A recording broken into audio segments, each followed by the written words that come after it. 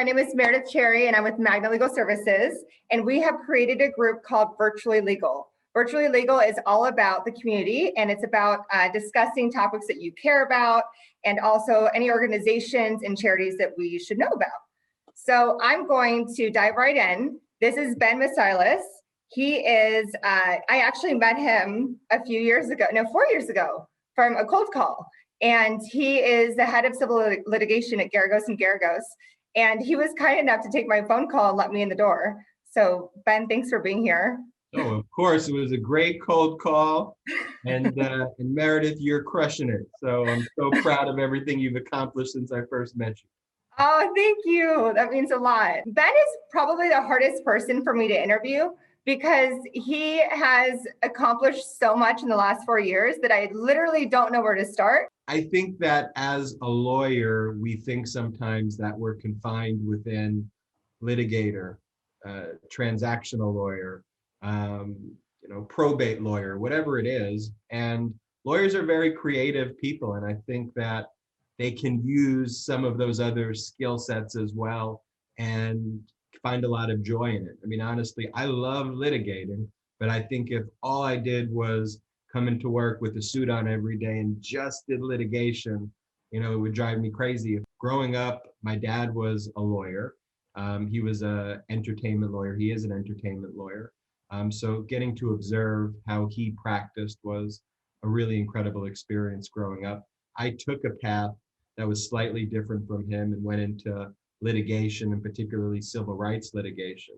But I found through civil rights litigation kind of a window into the world, and then found myself more recently doing lots of some of the biggest deals on the transactional side representing entertainers. And so I kind of found in the path, although it diverged from my dad, kind of right back to, I guess, where he was. Yeah. Yeah, it's amazing. One thing that I learned, because I'm coming in, even though I've been here for 4 years, I'm still learning a lot. And so you represented Kaepernick, and you were Kaepernick, and then you led the civil or the class action against Fire Festival, and those two cases were the Variety magazine featured that as your accomplishments. I mean, I put it in perspective where you were taking on billionaires, millionaires, the NFL, and everything that you do, that you touch, you are fearless. And that's why I admire you so much. So when you took on the NFL, a lot of people live in fear. How do you not live in fear? You just put in your homework behind the scenes. You believe in yourself. And ultimately, I mean, what are they going to do to me? I mean, I guess the worst thing that they can do is I mean, I'm being facetious here. I mean, are they going to kill me? I mean, at the end of the day, when I think about it, I mean, they're going to be mean to me. They're going to prevent me from they're going to hurt my finances. Like, what are they going to do to me ultimately that I should be scared about is kind of the conclusion. At the end of the day, I believe in myself. I believe in that whether I go into a political space, a legal space, a business space, I believe that if I work hard and have a vision, that I can create things that people want to rally around with me. And so there's nothing that they can do to me really that would scare me. Everybody really has in them the ability to become an incredible, excellent person reaching their highest potential. And all those people who are causing fear are just trying to monopolize their own power. And so it's just kind of like cancel that noise and just believe in yourself. Okay, so you also led the Fire Festival class action or class action against them. And you filed a complaint that day that you found out about it. And then the next day, you're in LA going to the weekend concert, and in the Uber, you did a press release in the Uber. So when I'm reading that, and I don't think you told me about any of this, and I'm thinking, you can handle a lot. I feel like a majority of people would go home, they would not go to the weekend concert, and they would try and live in this form of like trying to perfect everything first. Instead, you do and you get it done. So have you always been like that, or did you just build that confidence? I think over time you build the confidence, but what you see is there are all these like teams of like, you know, press secretaries and marketing, you know, and all of that. And, you know, there are certain things that, you know, you need help for. So like, you know, jury consulting, you know, services, or like deposition services, or like help with graphics. Like I can't make a graphic. But Right. there are certain things that like you can do lean, mean, and nimble if you believe in yourself. And yeah, that work from drafting a complaint to doing a press release, that could have been done with a team of 20 people, you know, Right. or it could just be done with me on my little iPhone notepad, you know, drafting it in an Uber, you know, and then, you know, dictating the complaint while I'm poolside, you know, in Vegas at the MGM. And so, and so I'm just able to, you know, able to get it done that way. And the same thing with Midas Touch, though. Like we put out videos, you know, and those videos get on the low end, 1.5 million views. On the high end, we get about 10 million views per video. We have close to 600,000 followers, about 2 million followers across all of our Midas Touch platforms. And we just get our content quick. By the time we're talking now, we probably have already made about 50 posts across our socials this morning. And Wow. that's just me and the brothers. In terms of our podcast, you know, we started a podcast 2 weeks ago. We're the number 11 podcast in the country for news. I mean, higher ratings than NBC, CNN, you know, our podcast. And it's 33 overall of all podcasts in the world. How many podcasts in the world do you think there are? Probably 1 million. Right. Probably Like, more let's than put that into perspective. But look, if I show you as I kind of hold this up in my office, you know, that's my podcast studio right there. But that's how we do it, you know, and Yeah, and it's just getting it done on and low yourself. overhead. And you know, Midas Touch is the perfect example of everything I've preached today. But the Yeah. connective tissue between all of those things, civil rights lawyer, you know, my representation of Kaepernick, Mm-hmm. Midas Touch, is these are all movements. And Mm-hmm. what excites me is kind of rallying people Mm-hmm. and trying to do things that make the world better or make the country better. Yeah. And, you know, I think as a lawyer, you have that opportunity. This is not a political interview about, you know, I don't want to get into the politics of everything, but what you did is I saw you and your two brothers, the pandemic hits, and you used that as a platform to only strengthen what you wanted to do. And what is it like when you first started, how quickly did you say that you got your following? Because you started in March, right? We started in end of March. We Uh-huh. started it and was kind of going to be a blog. And then Okay. we quickly saw that the need was to become a political action committee so that we Okay. could raise Political funds action committee. and put Okay. those funds into the community. So that was May 13.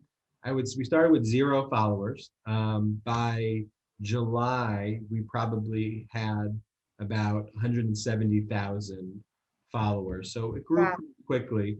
How did it grow that quickly? Just getting to that benchmark. How did it grow that quickly? Yeah. We made a lot of great content that people liked. Mm-hmm. You know, we would put out videos on a kind of a daily basis that were political in nature, but that gave a twist to political videos. Mm-hmm. And then we kind of built a founders club where people who started to support us started like building almost their own, I don't call it a fan club, but like a support system around it. Um, Okay. and kind of the organization kind of quickly grew and grew, not really as a corporation, it was just us 3 brothers, but the following started, you know, we started really opening people's eyes who weren't politically active. And then they So became sorry. So at each support system, would it be like one person is rallying behind you and then they have a bunch of people that follow them? Is that what it's like? yeah. And Okay. some would even change their Twitter names. Like if you look on Twitter now, there's like thousands of people who have the name like Midas Viviana, Midas Stacy, Oh, cool. Midas Kesha. Like That's amazing. Like, and their kind of their social media identity is being part of what we call the Midas, and we call it the Midas Mighty, is kind of the group, is the Mighty. And so, yeah, we grew it, and now we put it on TikTok, Twitter, Facebook, YouTube, all platforms. And, in terms of our own personal socials, they all took off, which is a great platform for a civil litigator also. I mean, in terms of my Twitter following, it's probably more than any civil litigator in the country, I would say. Oh, that's incredible. 113,000, incredible supporters. So at the end, what I was going to ask you is, would you rap? Would you do a rap for me? Just do a rap? I saw you rap at the variety thing. All right, you have to give me 3 words though, so I could prove that it's authentic and that I haven't. What do you mean? You have to give me 3 words and I'll try to integrate it into a rap. 3 words. Yeah. Cherry. Ben and Jerry's.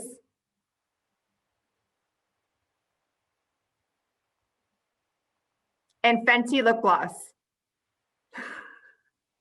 Okay, that's pretty.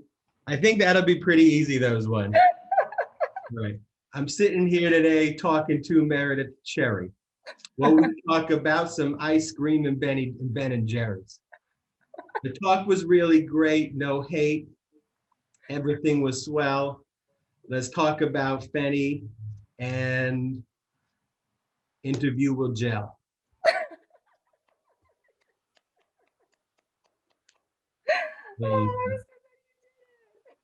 There you go. I gave you the freestyle, but if you gave me like do a rap song. If you gave me like a Notorious B.I.G., like I could give you about the Benjamins, like what you want to do. Want to be ballers, shot callers, brawlers, who be dipping in the Benz with the spoilers, on the low from the Jake and the Taurus, trying to get my grants like Horace. Yeah, living a raw deal. 3-course meal, spaghetti, fettuccine and veal. But still, this is gonna be the whole thing. Everything's real in the field. And what you can't have now, leave in your will. But don't knock me for trying to bury 7 zeros. Oh man, Rio de Janeiro. I could go on forever, but you are the most diverse human being I've ever met. And I'm really grateful that we're friends, and I really appreciate your time. Thank you very much.